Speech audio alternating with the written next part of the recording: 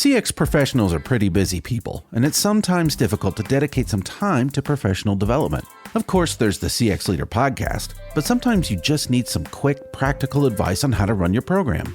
Well, we might just have the thing. In a couple of weeks, we'll be premiering a new feature, the CX Leader Quick Tips Minicast. These will be short how-to episodes featuring Walker experts giving practical advice on running your XM program. No need to subscribe to anything new. We'll release them through this feed every couple of weeks. That's the CX Leader Quick Tips Minicast. Watch for the first episode in mid-September.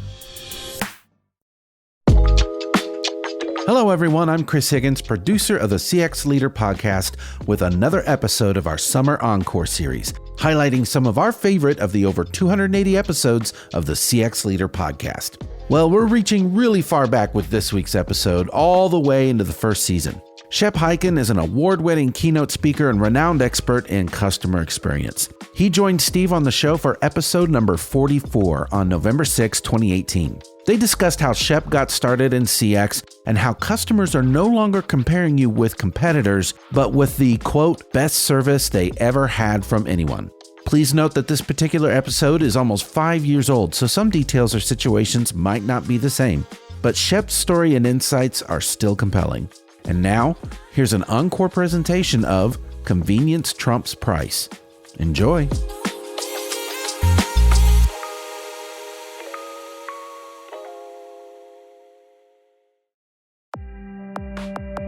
Many will argue that price is a major motivator for consumers when deciding to purchase a product.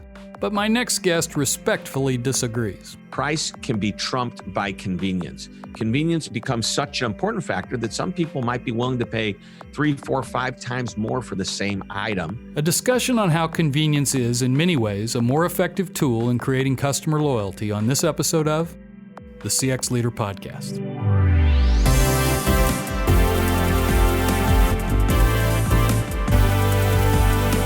The CX Leader podcast with Steve Walker is produced by Walker, a business consulting firm that helps our clients unlock the potential of their customer experiences by placing the customer at the heart of all their business decisions.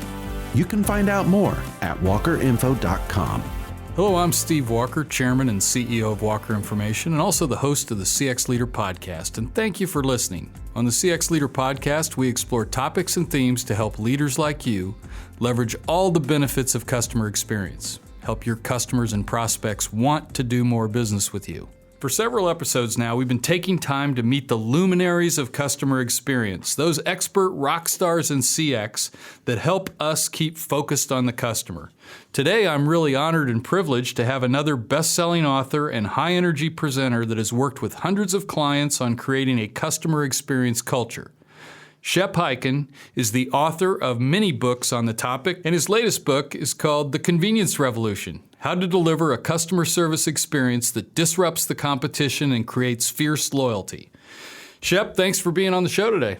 Hey, it is my honor and pleasure, and thank you for having me. It's great to have you on. A longtime fan of yours. I know you know a couple of my colleagues, but we obviously have had a mutual admiration society going on with you for some time now, and so it's great to be able to get you on the show. Well, I don't think I've ever worked with a company who does what we do, who's been doing it as long as you have. Not necessarily you, but how about the legacy? You started in the 1930s? Yeah, my grandmother did door-to-door surveys starting in 1939, and she was unbelievable. She was an entrepreneur and saw a business opportunity, and today that's morphed into what we call customer experience. But it's all about, trying to be a little more scientific and being more purposeful around what you're doing to take care of your customers, which I know is what you're passionate about. Yeah, and I love that. I hope that 50, 60 years from now, somebody in my family wants to take over my business and keep it going the way yours has. Yeah, it's been a real pleasure and a real blessing for my family and I. For those of my listeners who aren't aware of you, which I can't believe there are many of those, but why don't you just give us a little bit of background and tell us about how you got into this and what brought you to this place? Sure. Well, we can go all the way back to when I was 12 years old and I was doing birthday party magic shows. And after my first magic show, which was an after school, on a Wednesday afternoon, my mom picked me up. I was 12. She took me over to this house, dropped me off. An hour later, I came out with $16. I'd entertained about 20 little screaming 6-year-old kids. And when I came home, my mom said, you need to go write a thank you note. My dad said, you need to follow up in a week, thank them again on the phone. And then, to your grandmother's credit, ask them, it wasn't door to door, it was over the phone, ask them, were you happy with the show? And get specific information. What tricks did they like the best? And I said, that's a great idea. And so little did I know that my parents were teaching me how to say thank you to a customer, how to get feedback from a customer, and how to execute on the feedback. Because my dad said, when they tell you what tricks they liked best, what tricks they don't talk about, get rid of them and replace them with more tricks that they'll talk about. So and I did that, and I ended up working in nightclubs through high school and college. I also had some other regular jobs, but graduated college, and I saw a couple of amazing motivational speakers, and I thought, with my entertainment background, I could probably do something like that. And I went to the bookstore, and I looked at the entire business book section, which was about 25 books way back then. Today, it's 25 racks of books. But back then, that was a limited choice. And I kept going to the books that seemed to resonate most with me, which were the customer service books. I remember Tom Peters' In Search of Excellence, great book. The books like Service America, Ron Zemke, Carl Albrecht. These people are writing amazing books. And I went to those books. I said, this is everything I've ever done. And that's exactly how I got into speaking about customer service. And I started writing and researching. And here I am today, 35 plus years later, going, you know what? And I look young. I know I look really, really young, but I've been doing it a long time and I love it. What a great story. And now you are the author of some 6, 7 books? Yeah, seven solo authored and a number of co-authored. And you mentioned the most recent one, The Convenience Revolution. I'm really excited about that one. If you ask me what my best book is, depending upon the client, I actually choose what book is best for them. But this book, nobody's really ever written about this as a true customer experience strategy. The closest thing is my friend Matt Dixon wrote The Effortless Experience. I don't know if you've had Matt on the show. He's an amazing guy. But that's the experience that happens when there's a problem. This is the experience that happens throughout your entire experience with a company. And not that his isn't right or wrong. His is phenomenal. Go get that book too. But this is a little bit different. And I did my research, and to my knowledge, nobody has used the concept of convenience as the main topic of a book. So tell me a little bit about that. What is the convenience revolution? What Sure. are the big factors that are driving this? Well, think about it. I guess about a year and a half ago, I had another book that came out called Be Amazing or Go Home. And the editor I was working with, as I was getting ready to turn it into the publisher, said, why do you always write about these companies? And I thought, what do I love about them? Well, they're just really good. And I started looking at a pattern. I said, you know what I love? They're just easier to do business with. That's why I like them. And I thought, has anybody ever written a book about how to just be easy to do business with or convenient? And I researched it, and there you go. So I identified 6 areas of customer convenience. Very simple. You want to eliminate friction. And by the way, all 6 areas have reducing friction as part of it, but some companies make it their entire value proposition. And you've got technology, self-service, delivery, a subscription model. What am I leaving? The technology. Did I mention technology? And then finally, accessibility. So those 6 are drivers, and some companies do all 6. Some just do one. But sometimes the one is compelling enough to make somebody want to do business with. Think about the convenience store that you might stop by. It's on the way. It's probably on the right side of the street that you want to turn on. Absolutely. As opposed to having to cross traffic. Maybe it's a little bit more expensive than buying the same items at the grocery store, but it's easier to get in and get out. It's quick. It's on the way, and you're willing to spend a little extra money. And the convenience store, to me, is the beginning of the convenience revolution. And many people thought, well, when did the convenience store first become, invented? And this is a great little trivial story. Southland Corporation is 7-Eleven, and today they have 65,000 plus stores around the world. But it's funny, in my research, I found that Justinian the Great in the Byzantine Empire in 500 some odd AD made a declaration that there would be a store selling the necessities of life for the convenience of the citizens at every major crossing. Now, I don't know how close the crossings were. And I'm sure you're on chariots, not automobiles, but that was the first convenience store of all time, 500 some odd years AD. So it goes way back. Yeah, and actually, having just stopped at a convenience store this morning on my way to work, you're taking me through that because I purposely thought about, because it was rush hour, how I could get in and out easily. And you're right, you can park right in front. It's not like you got a long walk and you don't have to wait to check out. It's awesome. So that's a great kind of analogy. How do we apply that now to the customer experience in, say, a more complex organization? Sure. Well, the big question to ask, first of all, is how easy are you to do business with? And what type of business are you? Are you B2B? Are you B2C? Are you a government agency? Imagine government making it easy on their citizens. But in some cases, these agencies and departments are trying to do so. They recognize it's important to do it. So are you a utility? So once you decide, here's where I'm at, take a look at the companies in your industry that are recognized for great service. And there's definitely in every industry somebody that stands out. Why do they stand out? What are they doing? Now, I say there's a place to start, but then take a look at the best companies, period. So I'm going to ask you, this is not a trick question. And I'm going to bet 9 out of 10 people, if not 99% of the people, 99.9% of the people will give me the right answer. What's the most convenient store in the world to do business with? Amazon, I guess. Bingo. Ding, ding, ding. That is the correct answer. Thanks for playing the game. Yeah. No, they've revolutionized it. They really have. And if you think about what happened they are in all 6 of the areas that I mentioned. Number one, they've reduced friction. And how have they done it? Everything they do is about making it easy on the customer. They're open 24/7. They give you control and make it self-service. Talk about technology. They excel in technology. They deliver subscription, Prime membership, or you can actually get into programs called Subscribe and Save, where items show up on a reoccurring basis on schedule all the time. And of course, access, I mentioned 24/7. But that's what Amazon did. They started out as a bookstore and they said, what can we do to make it easier for our customers? Number one, we'll have every book you can imagine, where brick and mortar stores couldn't really have every book, right? They can order almost every book. Number two, there's no hours. It's 24/7. It's a website. Number three, you don't have to come to the store. We'll just deliver it to you.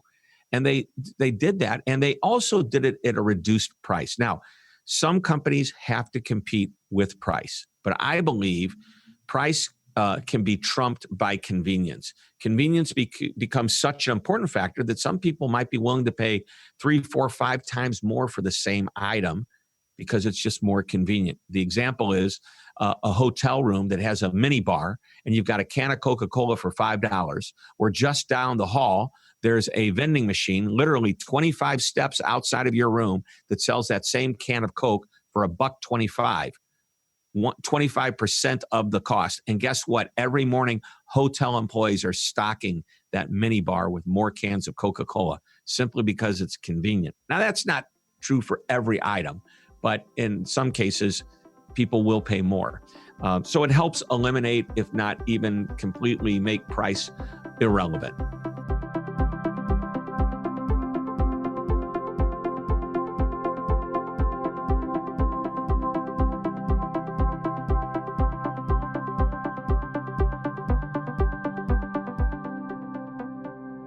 My guest this week on the podcast is Shep Hyken, a best-selling author, and also has a great new book out. You ought to check it out. It's called The Convenience Revolution: How to Deliver a Customer Service Experience That Disrupts the Competition and Creates Fierce Loyalty. Shep's just been helping us out, thinking about the convenience revolution and how it might impact your business. Where do you think things are going, Shep? What's the next generation of customer experience? Wow. Well, I think technology is going to play a huge part of this. The key behind technology today and the very near-term future is to recognize the balance that needs to be struck between digital and human. We have clients calling us, hey, we're thinking about going into a more of an AI, a bot-driven, chat-bot-driven response program for customer support. And I say, well, that's great, but as of today, and I can't see it changing much in the next year, perhaps 2 or 3 years down the road, it's not good enough to eliminate people, if it ever will be good enough. It probably won't be, but here's my take on it. balance it out. Make sure there's a human fallback where all the customer has to do is click a button. They're immediately talking to a human, or the chat bot's smart enough to recognize that the customer is confused and will switch to a live agent. Or even better, let the customer talk to the live agent and let the live agent type in the right questions the right way to get the computer to give the agent back the best information to help that customer. And by the way, AI used that way is perhaps the most powerful way, because the artificial intelligence can also analyze who the customer is, compare that customer to hundreds, if not thousands of other customers. And there's a pretty good chance that that AI machine can predict what the next question is going to be from the customer, what the next purchase is going to be.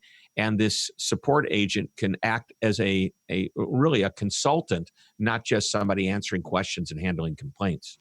That's really interesting. Do you have any examples of some call centers or support centers that are using that kind of a approach? Yeah, I mean, there's companies starting to do that. Every year I get the privilege of going to IBM's big artificial intelligence conference, which is where I got my best information and get to see what's happening and what doesn't seem to be working. I'm amazed at the companies that get up and do their case studies and share what they're doing. And it was Jenny Rometty, or Rometty, I guess is how you say her name, who she's the CEO, and she said, AI, when you flip it around, becomes IA, the intelligent assistant. And the intelligent assistant supports the agent. That's one of the things that they preach to their customers. But it's absolutely amazing. Imagine this, not even in a call center environment, but imagine the possibilities, because I think it ties in. If I walk into a department store and there's a camera, the camera is able to recognize me, facial recognition, and I walk up to a salesperson, the salesperson has an earpiece, and the computer says, standing in front of you is Shep Hyken. The last time he was here, he bought this pair of shoes. That's the 9th pair of that branded shoe that he has bought. He doesn't have it in this color, at least not from us.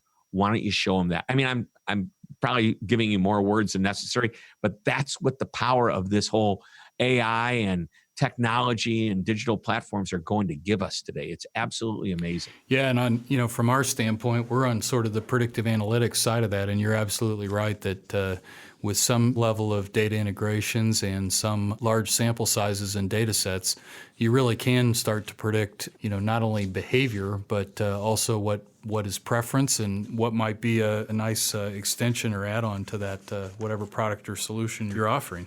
Yeah, it's uncanny, the ability that they can predict. It really is, with such accuracy. So, and they'll even say to tell the agent, this is the next question the customer is going to ask. I know what the customer is, because they know what's going to come out of this person's mouth, because it's based on thousands of other people asking the same question with the same problem. Hey, Shep, we always try to give our listeners a little take-home value, and since we have the benefit of having you on the show this week, if I'm a customer experience pro out there and I'm trying to enhance my company's customer experience or my company's competitiveness, what do you think are the one or two things that the CX Pro really ought to be dialing in on today? So I'm going to give you some old school, give you an example, and then back it up with something new, even though we talked a little bit about it. And that is, I think the most important thing a company can do, well, actually, there's a number: hire the right people, train the right people properly, create the right culture. But if you want to get operational and tactical, I think creating the right journey map, really going deep into the actual touch points that customer has. But once you get there, you want to analyze, I call this service creativity, every one of those touch points, and say, what can we do to make it better? And that's one great opportunity to say, you know what, here's different ways we can do it, and get lots of people involved so you get lots of different ideas. And then instead of not just making it better, what can you do to make it more convenient? And I'll give you a quick example. In the book, I talk about Uber. We all know Uber disrupted the taxi cab industries. I lived in the suburbs, and in order for me to get a taxi cab, I had to make a phone call. And then I had to wait for the cab to show up. Many times I had to call back and ask, where's my cab? I get in the car. The guy doesn't know who I am. He doesn't know where I'm going. I don't know how much it's going to be. I finally get there. I give the guy or gal their money, and I get out. And what Uber did is they took a look at all of those touch points that the customer dealt with. And they said, let's make it easier. They created an app. I don't have to make the phone call. I look at my phone. I can see how many cars are nearby or how far away they are. I type in where I'm going to go. 3 or 4 letters in, it auto-populates because that's what the system does. It tells me how much it's going to be before I say okay.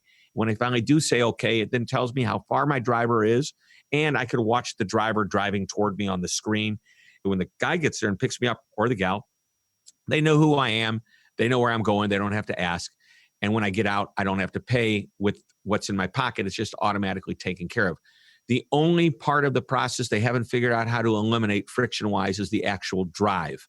And until we start to beam people up like Star Trek, you're still going to have to get in the car and drive with somebody. But they looked at all these different touch points and eliminated friction. And we should be looking at our companies and all the touch points our customers have with us, and not just try to give them a better experience, a more friendly experience, but also a more convenient experience. Well, that's a great take-home value point there, Shep. In fact, I was just talking to somebody earlier today, and we were talking about how much of company process is designed around the convenience of the company versus the convenience of the customer. Right. And, kind of the easy ones to pick on are like the airlines or doctor's offices. But, we got to challenge ourselves constantly. And your concept of, take the journey mapping technique, which is common, look at all those touch points, not just how you can make them better, but how can you make them more convenient? How can you eliminate the friction? And a lot of that's taken the customer's frame of mind. Hey, Shep, anything else you want to add? Anything that we didn't get in that you'd like to share with our audience? Well, at the end of the day, you asked me a question, the big takeaway. Operationally, I gave you an idea, but from the standpoint of something much more strategic and bigger than that, I just think the culture of a company is so important. It has to be decided upon. This is what we want to do. We want to create a customer experience that's great for customers and our employees for that matter. And we start with defining what our vision is for a customer experience.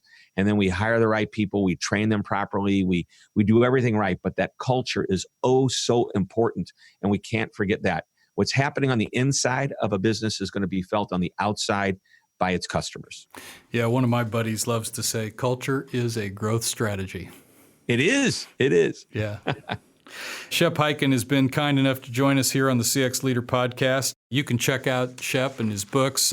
Just put him into any search engine. That's Hyken, shephyken.com.